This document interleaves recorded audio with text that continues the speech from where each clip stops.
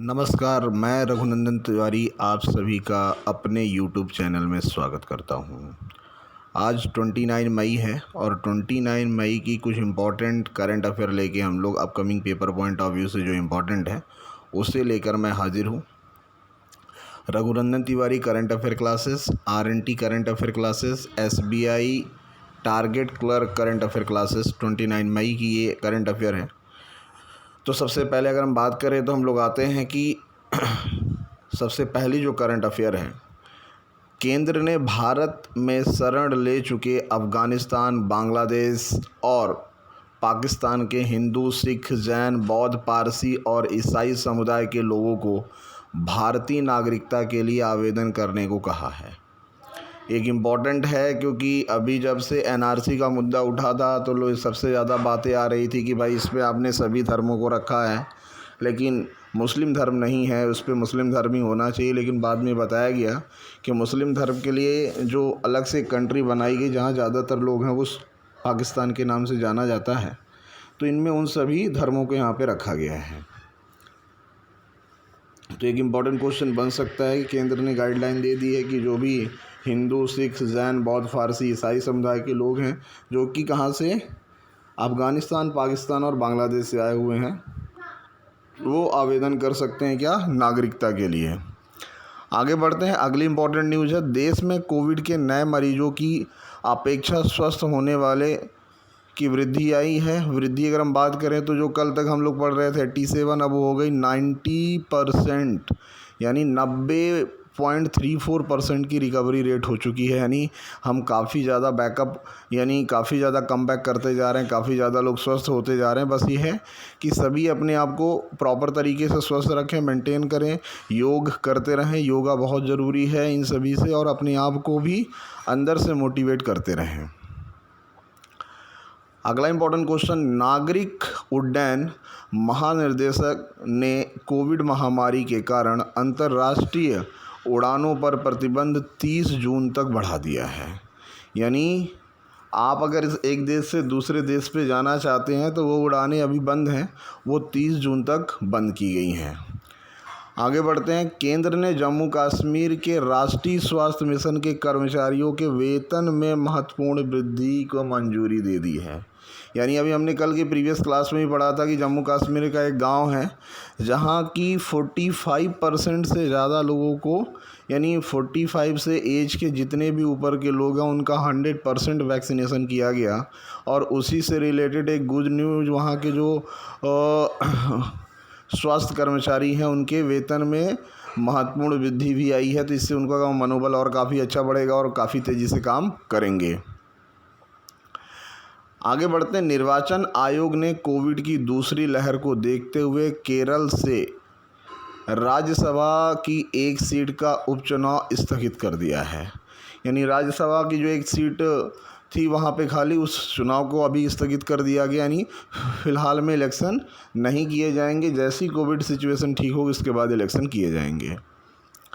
अगला important question, railway ने अब तक देश भर में विभिन्न राज्यों में 19,400 मीट्रिक टन से अधिक तरल चिकित्सा ऑक्सीजन पहुंचाने का काम किया। यानी ऑक्सीजन एक्सप्रेस, इम्पॉर्टेंट क्वेश्चन बनता है, ऑक्सीजन एक्सप्रेस इनमें से किससे कोरिलेट करती है, तो तरल ऑक्सीजन को एक शहर से दूसरे शहर, एक स्टेट से दूसरे शहर पहुंचाने के लिए इंडियन रेलवे ने जो ट्रेन चलाई उसका नाम क्या रखा गया, ऑक्सीजन एक्सप्रेस। और ये आंकड़ा 19,400 मैट्रिक टन ऑक्सीजन एक स्टेट से दूसरे स्टेट, यानी इंडियन रेलवे ने अपना बहुत बड़ा काम किया है। अगर हम बात करें रेलवे मंत्रालय जिनके पास है उनका नाम है पीयूष गोयल, और पीयूष गोयल का कहना है कि हम कोशिश करते रहेंगे इस टाइप की सभी महामारी से लड़ने की। कोविड-19 महामारी से निपटने के लिए अंतर्राष्ट्रीय सहयोग के रूप में चिकित्सा सामग्री और उपकरण प्राप्त कर रहा है। कोविड-19 महामारी से निपटने के लिए अंतर्राष्ट्रीय सहयोग के रूप में चिकित्सा सामग्री और उपकरण प्राप्त कर रहा है। यानी अगर हम बात करें कि कोविड के लिए जो जो इम्पोर्टेंट सामग्री हैं उन सभी को प्राप्त किया जा रहा है। चिकित्सा सामग्री या उपकरण को प्राप्त करने के लिए प्रॉपर तरीके से कोशिश चल रही है, चाहे वो देश हो या विदेश हो, उनसे बातचीत चल रही है कि हमें क्या क्या रिक्वायरमेंट है और बातें चलेगी। इसी में हमारी फाइनेंस मिनिस्टर ने कहा है कि जो भी चीज़ कोविड से रिलेटेड हम विदेश से मंगाएंगे वहाँ पे IGST नहीं लिया जाएगा, तो एक सबसे बड़ा प्लस पॉइंट है। और कई लोगों का ये भी कहना है कि उस पर ज़्यादातर जो टैक्सेस हैं उनको माफ़ किया जाए, तो इसके ऊपर आगे बात चलेगी। लेकिन अभी फ़िलहाल में जो अनाउंसमेंट है कि हम उस पर IGST नहीं लगाएंगे। केंद्रीय मंत्री प्रकाश जावड़ेकर ने कहा है कि विभिन्न राज्यों और केंद्र शासित प्रदेशों में अब तक 22 करोड़ से अधिक कोविड टीके निःशुल्क उपलब्ध कराए गए हैं। तो एक इम्पॉर्टेंट डेटा भी है, और ये भी 20 करोड़ से ऊपर हम लोगों ने टीके लगाए। ये भी एक अपने आप में काफ़ी बड़ा इम्पॉर्टेंट टास्क था जिसे कंप्लीट किया गया है। अगला इम्पॉर्टेंट क्वेश्चन, केंद्रीय रसायन एवं उर्वरक राज्य मंत्री ने कहा है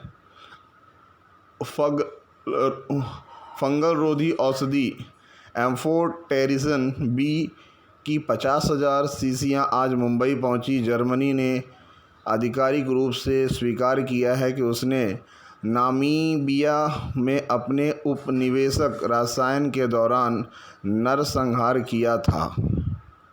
तो यहाँ पे दो क्वेश्चन है। सबसे पहला कि भाई जर्मनी, और इसके पहले कि भाई एम्फोटेरिसन बी की 50,000 शीशियाँ कहाँ पहुँची? मुंबई।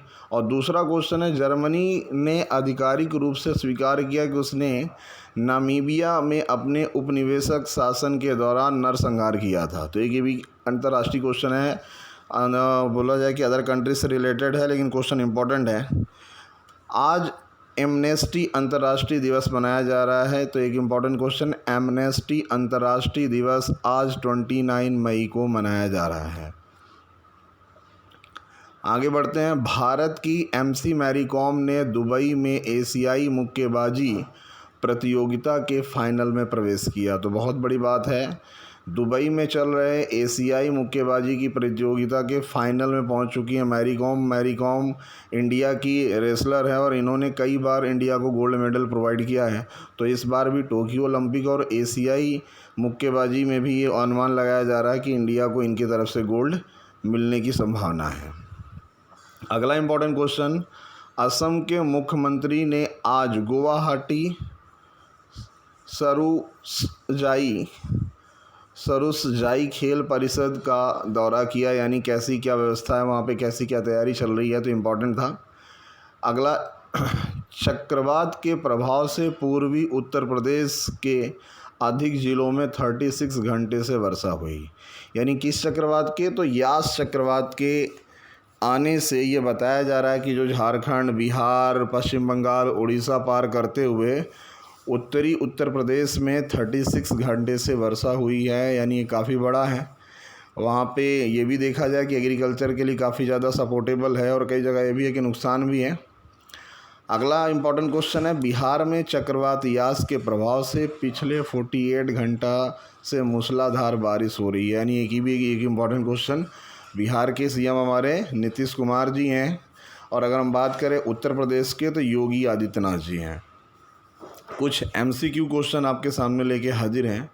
सबसे पहला क्वेश्चन है, यास तूफान हाल में किस शहर से स्टार्ट हुआ? तो अगर हम बात करें जिस शहर से स्टार्ट हुआ तो ऑप्शन है उड़ीसा, पश्चिम बंगाल, झारखंड, बिहार, मध्य प्रदेश, छत्तीसगढ़। तो जहाँ से टकराया वो है पश्चिम बंगाल। सबसे ज़्यादा जो नुकसान है वो पश्चिम बंगाल का है, और ये लोग बताते हैं कि पिछले जो तौकते तूफ़ान थे उससे काफ़ी ज़्यादा तेज़ था। और इसके अलावा अगर हम बात करें जो पश्चिम बंगाल में उठा था तूफ़ान, उसका नाम अम्फान तूफ़ान, उससे भी काफ़ी तेज़ माना गया। 160-170 की स्पीड से जो तूफ़ान की हवाएं टकराएंगी तो आप समझिए कि क्या क्या नुकसान कर सकती हैं वो। अगला, तौकते तूफ़ान सबसे ज़्यादा तबाही किस स्टेट में मचाया? महाराष्ट्र, कर्नाटका, गुजरात, राजस्थान, पंजाब। तो सबसे पहले अगर हम बात करें तो ये यहाँ राइट आंसर है गुजरात। गुजरात के CM विजय रूपाणी जी हैं, और जब महाराष्ट्र ये प्रधानमंत्री जी ने गुजरात का दौरा किया तो वहाँ एक अच्छा खासा अमाउंट एलोकेट किया, 1000 करोड़ रुपए राहत पैकेज के रूप में दिया है, ताकि वहाँ फिर से पुनर्वास किया जा सके। अगला एमसीक्यू है, किस स्टेट गवर्नमेंट ने थ्रू फतेह 2.0 स्टार्ट किया है कोरोना वायरस को हटाने के लिए। यानी किस गवर्नमेंट ने फतेह 2.0 स्टार्ट किया है पर्टिकुलर जीरो लेवल पे कोरोना से लड़ने के लिए, यानी कोरोना के एक भी केस हमारे स्टेट पे ना बचे। हरियाणा, पंजाब, राजस्थान, महाराष्ट्र, गुजरात। तो अभी अगर बात करें, राइट आंसर है कौन सा? पंजाब। कल की करंट अफेयर में हम लोगों ने डिस्कस किया था कि पंजाब गवर्नमेंट ने फतेह 2.0 स्टार्ट किया है ताकि गांव-गांव में भी यूथ की मदद से हम लोग कोरोना वायरस की सेकेंड वेव पे पूरी तरह से कंट्रोल कर पाएँ। पंजाब के सीएम है captain Amarinder Singh.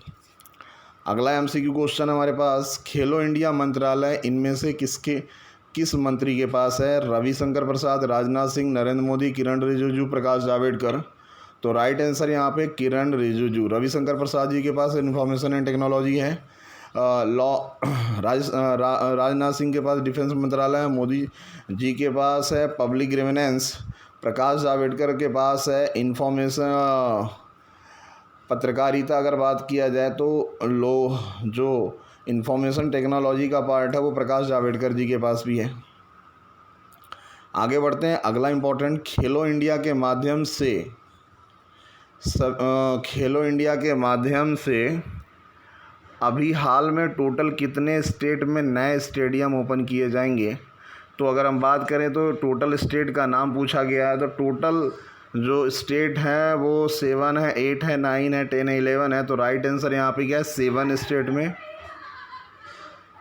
Total 147 centre open किए जाएंगे।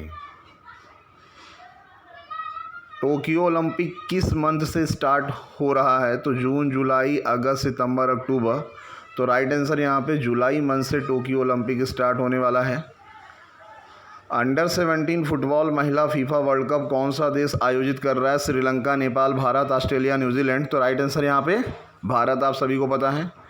एशियाई एथलेटिक्स इवेंट में कौन सा देश करा रहा है या कौन सा देश कंडक्ट कर रहा है? नेपाल, भारत, बांग्लादेश, यूएई या ब्रिटेन। तो अगर राइट आंसर की बात करें तो यूएई के दुबई शहर में, दुबई सिटी में ये कंडक्ट किया जा रहा है। तो ये आज की हमारी कुछ करंट अफेयर के साथ साथ इम्पॉर्टेंट एमसीक्यू थे जो आपके पेपर पॉइंट ऑफ व्यू से बहुत इम्पॉर्टेंट है। अपकमिंग जो एसबीआई क्लर्क है या उसके बाद आईबीपीएस पीओ है, एसबीआई पीओ है या आरआरबी पीओ है, उन सभी पेपर में ये क्वेश्चन काफ़ी ज़्यादा पूछे जा सकते हैं। तो आप प्रॉपर तरीके से इसे नोट डाउन करें, लिखें, और इसका जो भी डाउट है आप मुझे कमेंट बॉक्स में कमेंट करके भी अपने डाउट को पूछ सकते हैं। तो चैनल को लाइक करें, शेयर करें एंड सब्सक्राइब करें। Raghunandan Tiwari current affair classes, RNT current affair classes में एक बार फिर से आप सभी का स्वागत है। अपना बहुत ख्याल रखिएगा, मास्क ज़रूर यूज करिएगा, सोशल डिस्टेंसिंग का पालन करिए। तो जो भी इम्पोर्टेंट क्वेश्चन है मैं आपको इसी तरह एमसीक्यू के माध्यम से और करंट अफेयर के माध्यम से प्रोवाइड करता रहूँगा।